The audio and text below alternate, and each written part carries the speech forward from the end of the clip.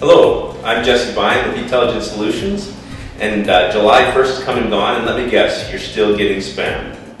Well, I'm here with our in-house marketing person, Christine, to discuss today the new anti-spam legislation that was passed as of July 1st, 2014 this year. So what is this new legislation, and why am I still getting spam emails? Well, initially this legislation was put in place to regulate and eliminate spam, but in reality it's really regulating all email communications. And while legitimate businesses are going to take the time to comply with these new laws, people who are intentionally spamming aren't going to be deterred. That's why you're still getting spam emails.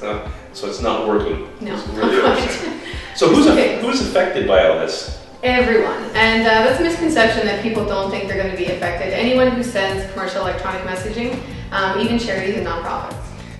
But does that include, like, I understand the idea of the bulk email, but what about the individual email? Is that considered spam? Yeah, it doesn't matter if you send to one person or if you send to 1,000, you still need to comply with these new laws. So what are the requirements of people to be compliant? There's three main requirements. You need to be able to prove consent, so either expressed or implied consent.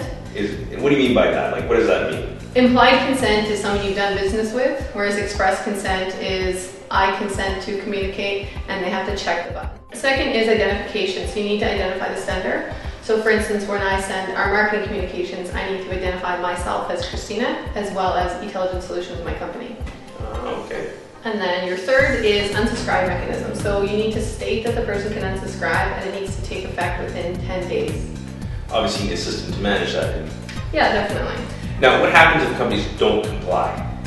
Non-compliance fines can run up to $10 million, and your best defense is due diligence. $10 million is a lot, so what are we doing to protect ourselves?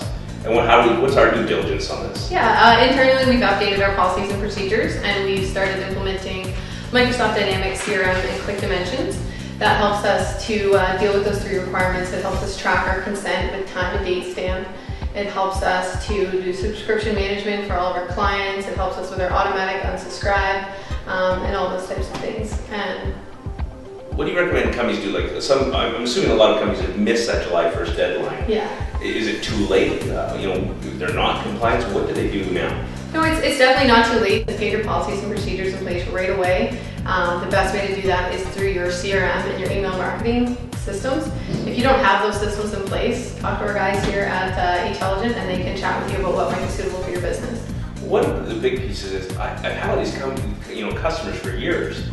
Am I still able to email them, or am I shut off if they haven't consented? No, you're not shut off. Anyone who you've done business with in the past 2 years, you will have a rolling implied consent. So if people want more information about the anti-spam law, or CASL as they call it, how can they get that? First, they can check out our website, esicanada.com. We have a few resources on our blog.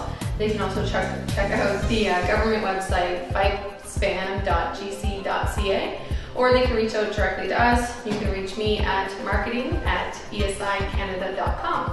That sounds like implied consent to me. I think so. Thanks for joining us, and we'll be back soon with more tips and videos for you.